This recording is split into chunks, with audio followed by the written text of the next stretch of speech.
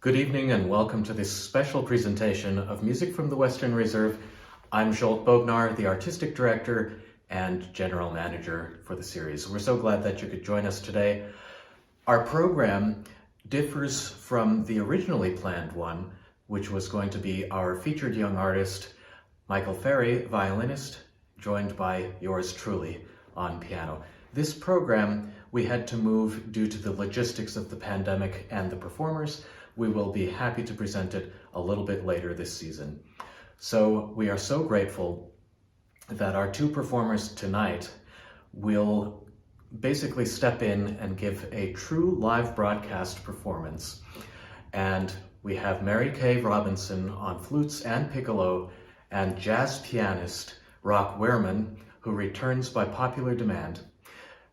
This program will feature a history of jazz in Cleveland and a tribute to the late legend Chick Corea. So our performers will guide us through the program with spoken introductions, and I can promise you that this will be compelling. It features Cleveland area jazz composers, and a lot of this was not familiar to me. So our performers are indeed distinguished in their fields, prolific performers, and really diverse in their talents. We've linked their bios in the description below, and we also thank you for tuning in, for joining us in our community, and for your support. We've had a chance to present many live performances this season so far, and that's thanks in great part to the generosity of your donations, and we have also included below in the description a link to our secure PayPal portal. So we'll get right to the music. Thank you so much, and we hope you enjoy.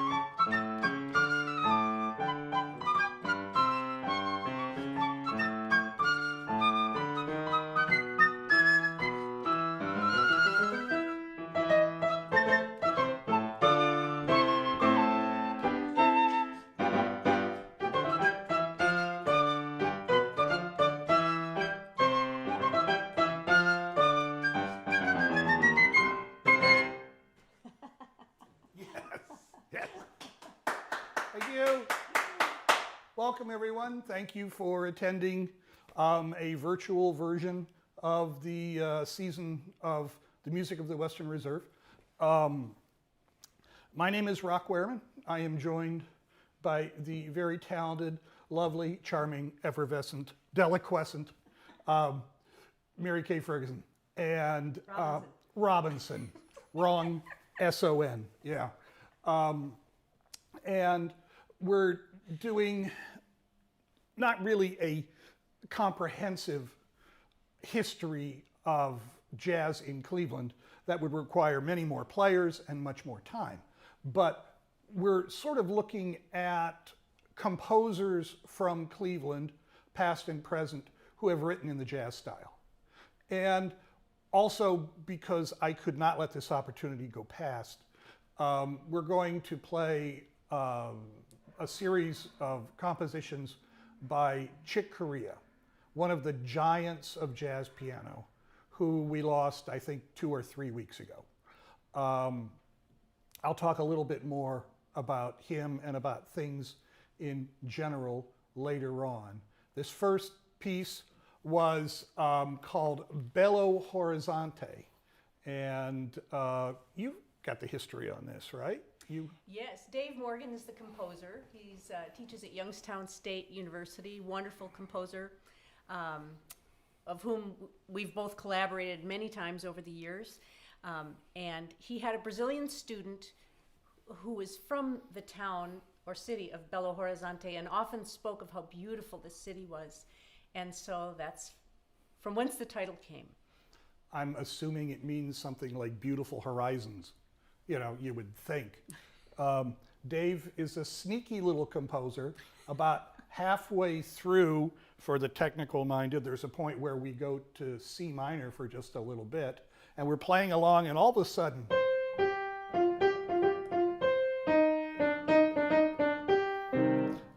softly as in a morning sunrise, he stole that, and I think he put that in just to see if we were paying attention. Yes, Dave's a wonderful performer, composer, and we're happy to have him here in the area. Absolutely. As we get started, Rock mentioned it, we're going to talk about Cleveland jazz history, and as I was thinking through this program, I picked up the phone and called my friend Joe Mossbrook, and I said, Joe, tell me about Euclid Ave in the 20s and in the 30s. And he got real quiet, and he said, Mary Kay, that's a much bigger conversation. Have you read my book?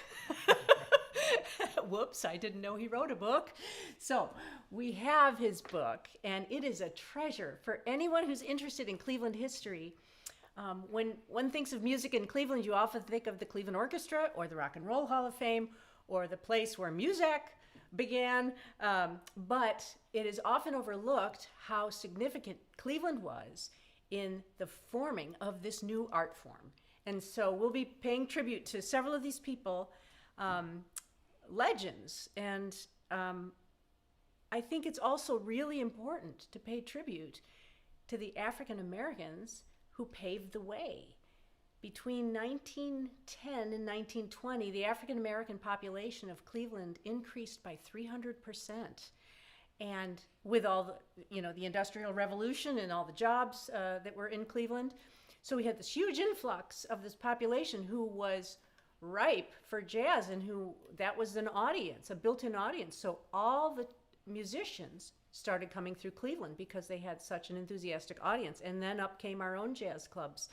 And we owe a huge debt of gratitude to these musicians who were on the front of the forming of this wonderful art form. So all that being said, this next piece we're going to do is by Dr. Jennifer Connor, who is a longtime Clevelander, teaches theory and composition at the Cleveland Institute of Music. And since 2020, in August of 2020, was the centenary anniversary of the 19th Amendment, giving women the right to vote. I had to include a woman on this program. So she's not necessarily a jazz composer, but she's a local composer who I think writes very poetically for the instruments. And this piece is called Reflections.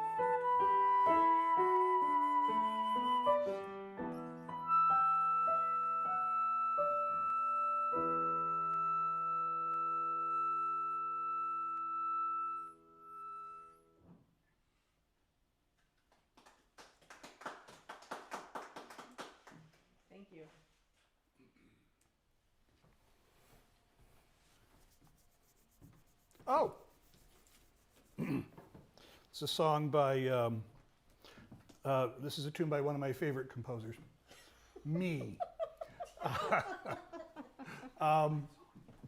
We were looking for composers from the Cleveland area, and yeah, I couldn't not do it. I'm only human. So this is a song I wrote called Time for Living. I had originally written it as sort of a swinging tune, but it works very nicely with the straight rhythms associated with Latin music. So this is Time for Living.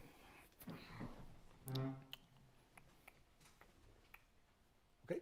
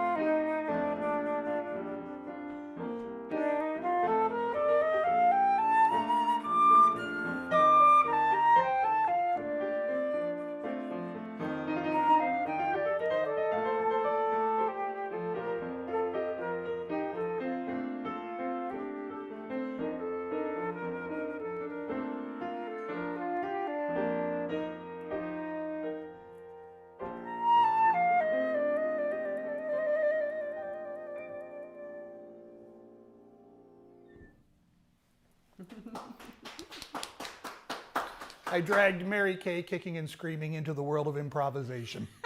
No, she was eager. She was eager to do it. In most of this kind of music, and I realize I'm speaking to a very eclectic crowd, but in many of these jazz-based types of tunes, as I'm sure you're aware, sections, if not the whole piece, is absolutely open to improvisation and reinterpretation. And Mary Kay played the melody, the exposition, and we got to what would in classical music be called the development section, which is where we improvised. I played a chorus, Mary Kay played a chorus, and she brought the melody back in, the recapitulation, and then we just did a vamp at the end where we just played around a little bit. It was a lot of fun. Nicely done. Indeed, and it's a beautiful chart. Thank you. So the next piece we're going to do is by William Simon. Bill Simon was a family friend, and he was a piece of jazz history himself. He grew up, I think, in St. Genevieve, Missouri, outside of St. Louis on the Mississippi River. And when I got to know him in his 90s, he so often talked about how formative it was as a child to hear this music wafting off the paddle boats and the boats going up and down the Mississippi River. And it was Dixieland. It was early Dixieland, and it captured him and had a big hold on him his whole career. He went on to be a professional musician, pianist, composer, arranger, choral arranger, church musician. And he taught at a college in Montclair, New Jersey. And when Duke Ellington would come to New York, he'd come to Bill Simon's class, intro to jazz history or something. In would walk Duke Ellington. Can you imagine? Yes. And we have someone you may know in class today. Jeez.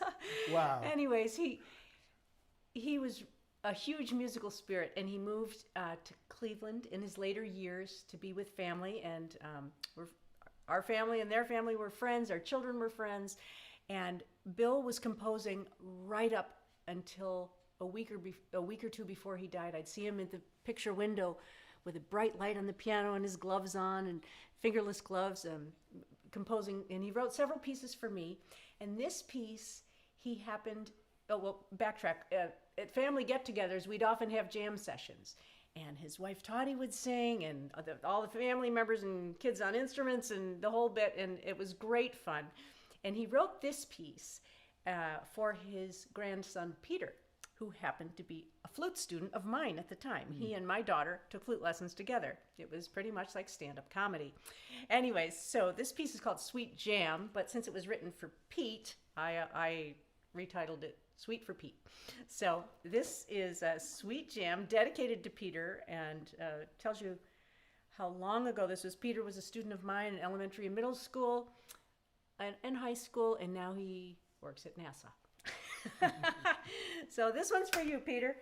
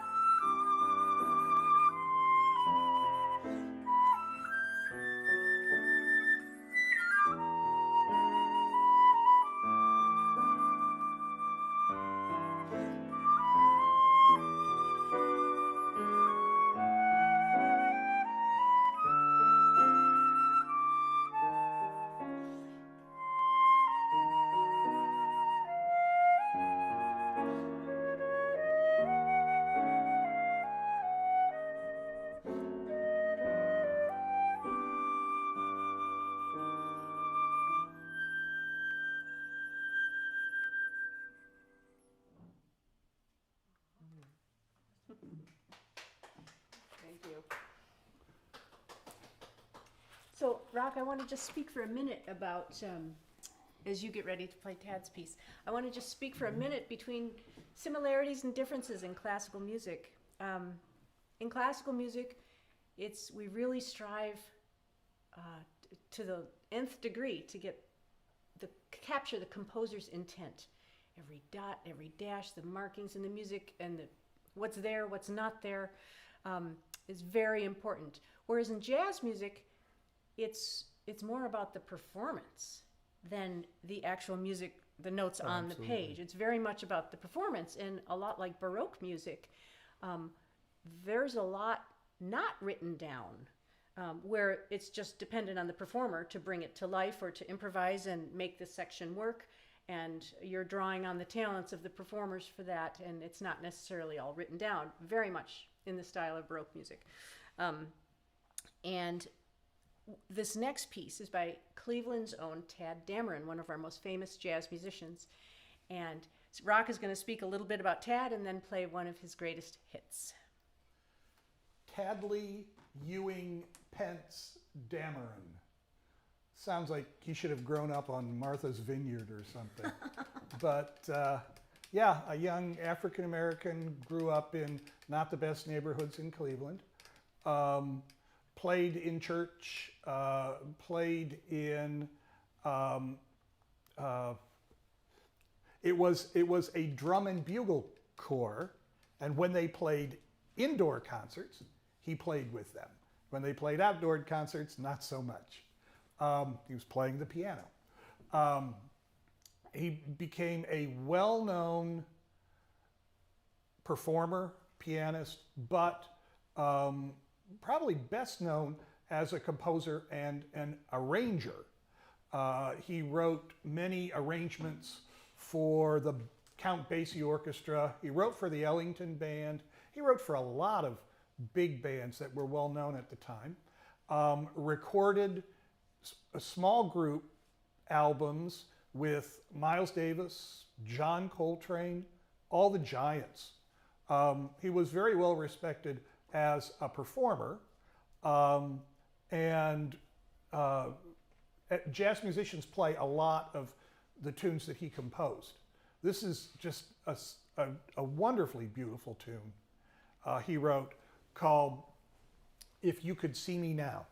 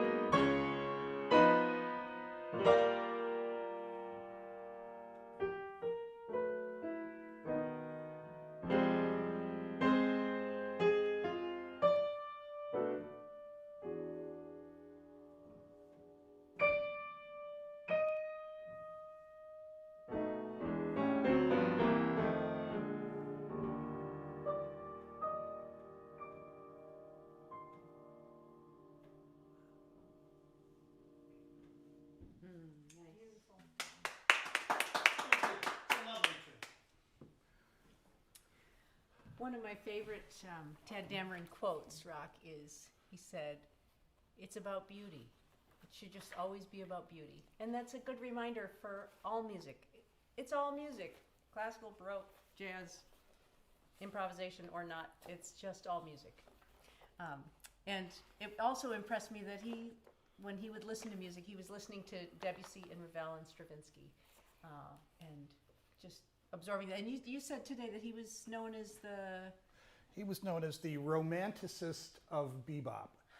Bebop and hard bop was a music that, in most people's opinion, evolved as a reaction out of and to a degree against swing music, the very pleasant music of Glenn Miller and all that. There were many players who wanted to be a little more hard-edged in their playing. So it was bebop and hard bop and post bop and all these kinds of things. Sophisticated harmonically. Well, very sophisticated harmonically, but a lot of emphasis on instrumental virtuosity. Unison lines played at breakneck tempos. And Tad obviously could keep up with the best of them in that, but his heart and his instincts lied elsewhere, as you can see from that last tune. He was a gorgeous soul. But that's a great segue into our next composer, which is Chick Corea. And Tad and bebop, after bebop, there was cool jazz on the West Coast and modern jazz, and that's sort of where Chick Corea emerged. And, you know, this is a new art form, and everyone's figuring it out each step of the way. And so as Chick emerged, with the modern jazz era happening, you know, in come the electronics, in come free jazz, in come, you know, lots of volume and decibels and all that.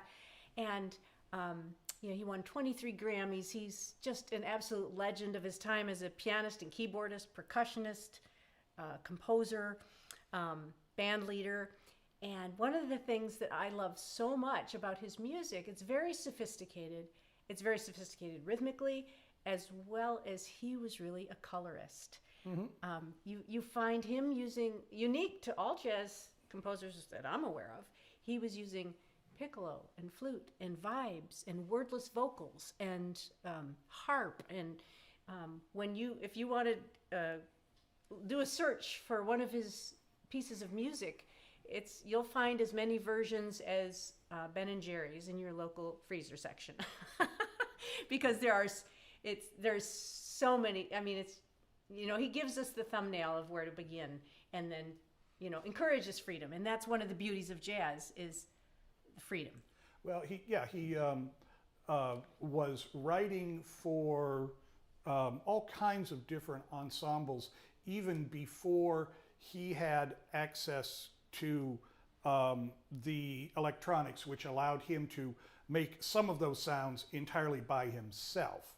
He was one of the first early adopters of the Moog synthesizer in live performance. And I happened to work for Moog Music during the years when Chick first got into it and saw the potential of what could happen. He would come to the factory quite often, and I was fortunate enough to be able to be the one to show him the new instruments, and he would always say, "Oh, set me up something nice." He wasn't all that concerned with how to set, you know, where's the filter cutoff frequency and all this stuff. So when Chick came in, I would have stuff set up for him to already play. I'm going off on a tangent, because when Chick's sort of partner in crime, Herbie Hancock, would come in, Herbie would see a new instrument. He'd spend the first 20 minutes looking at each control. Herbie got his undergraduate degree, if I remember right, in electrical engineering. So he was very interested in that part of it. But Chick was just sort of set me up something nice. He'd play it for about 5 or 10 seconds, and then he'd understand what this new instrument was that was in front of him, and he would immediately start to make just beautiful music with it. No matter what I had set up. But yes, he was always looking for new and interesting colors. You want to talk about this? Yeah. So his children's songs were sort of birthed out of this. If you think of modern jazz and free jazz and lots of electronics, he decided to turn that and turn it inward, and he wrote these children's songs at that same time. And he says, this is dedicated to the childlike simplicity that's part of us all. And it's that simplicity and wonder, much like a folk song. But again, with all these different colored instruments and bowed vibes and all these neat sounds that give it the character and the simplicity and melancholy that and it's so refreshing in a jazz composer to hear something, just a duet like this. There's just a real purity to it, and I've always loved these. So the first one we're going to do is number 1, and it's just from his children's suite. Oh, hang on.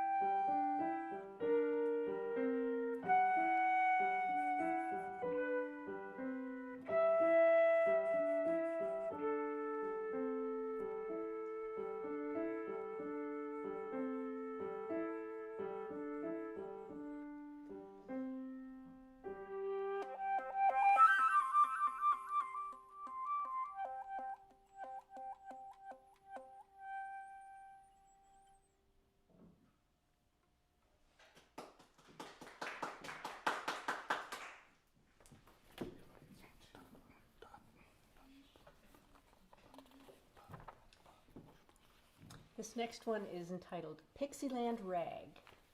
Pixies flitting from branch to branch.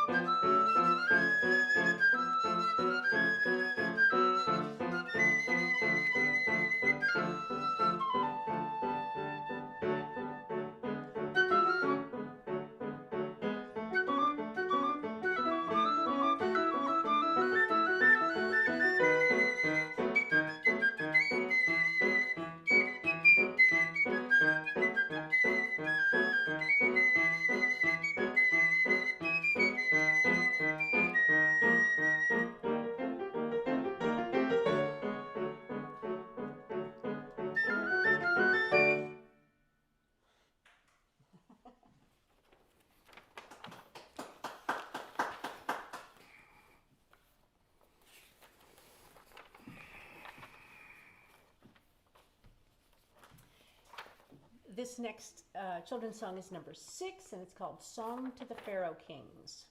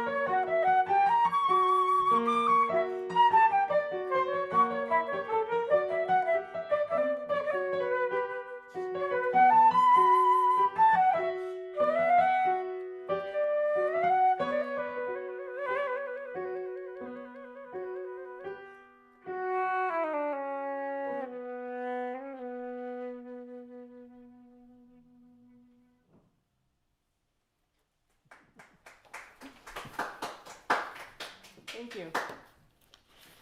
Can we talk about Spain? Let's see. Yes. Chick Corea, Anthony Armando Corea would tell you if you asked, and even if you didn't ask, that he didn't play Latin music. He didn't play Latin American music. He played Spanish music. He was very proud of his Spanish heritage. One of his best albums was a trio album called My Spanish Heart. Many people who play his tunes use the skills they have developed playing Latin tunes because we play Latin tunes all the time. But Chick's harmonic vocabulary was absolutely Spanish. It sounds a lot more like flamenco music. And arguably his most popular piece, simply called Spain, begins with a very hefty quote from the Rodrigo Concerto for Guitar and Orchestra. and you'll hear the Spanish flamenco influences in the introduction and throughout the piece.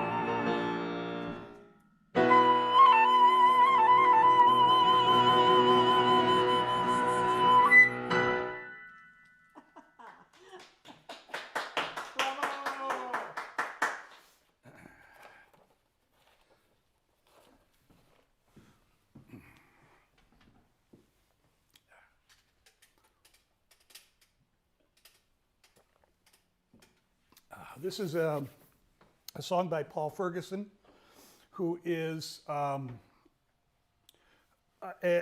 composer and arranger of prodigious talent, and currently is the director of the Cleveland Jazz Orchestra. He is a trombonist and possessed of a wicked sense of humor and an equally wicked golf game. But his output is remarkable. Arrangements in any style. You can tell one of Paul's charts just basically from the first chord. And this is a sort of introspective melody that he wrote. I'll let you tell the story. I'll tell the story behind this piece. So Paul Ferguson also happens to be the father of my children. And the story behind this piece is that when my younger daughter Tyler was born, she had all kinds of medical difficulties and challenges. And there was a lot of uncertainty. She was undiagnosed, still is actually. And there was a lot of worry and concern in her first 2 years of life. And I think it was when she was about 2 years old, Paul sat down at the piano one day. And another character trait of Paul Ferguson is that he is the eternal optimist. He's always very positive, very optimistic. And he said, I just wrote this song. I said, yeah, I've been listening. It's beautiful. He said, I'm calling it Tyler's Hope. This girl's going to be all right. I just know it. And so that is the story of this piece. And it has been a favorite of our family ever since it was written. It's a beautiful ballad, Tyler's Hope. And by the way, Tyler's doing great. And she's just turned 23 years old and is doing beautifully. Is she working at NASA? No, she's working okay. at Nationwide Children's Hospital in Columbus. Okay. And this is the alto flute, the sexiest member of the flute family.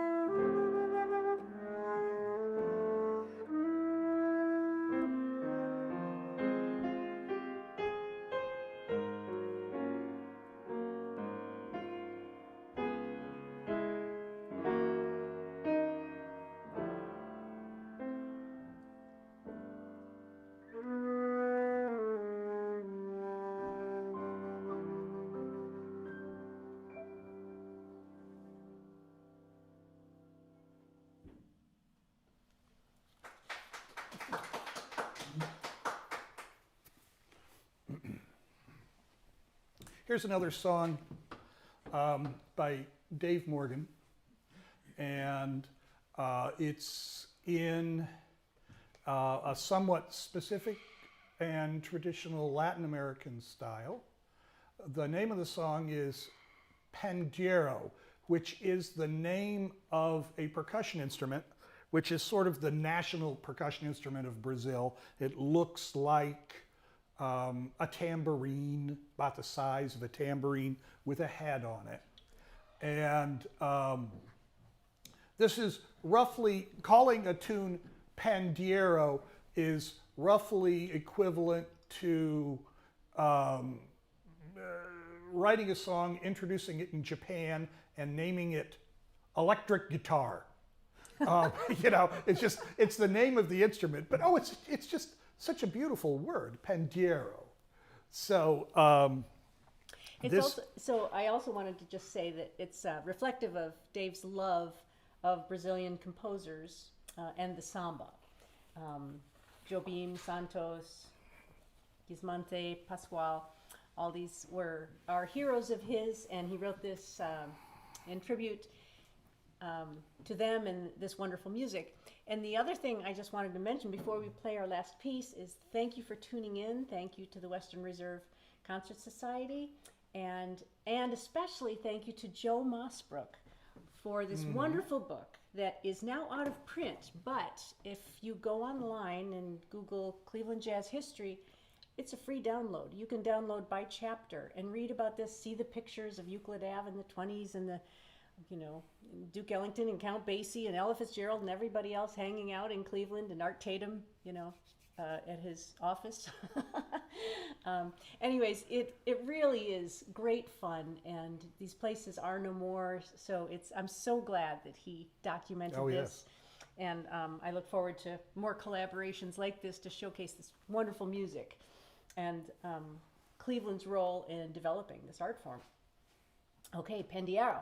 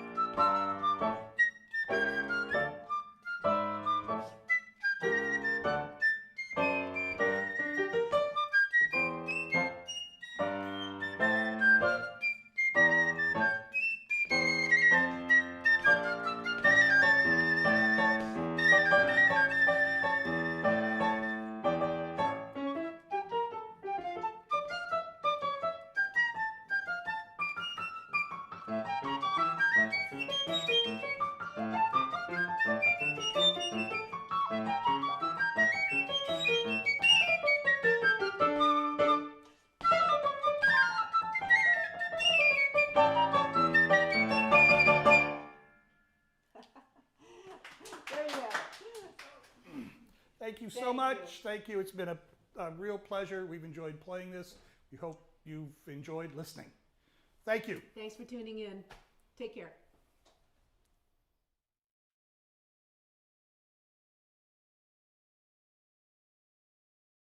This has been a Buford T. Hedgehog, a Step Up the Stream event production.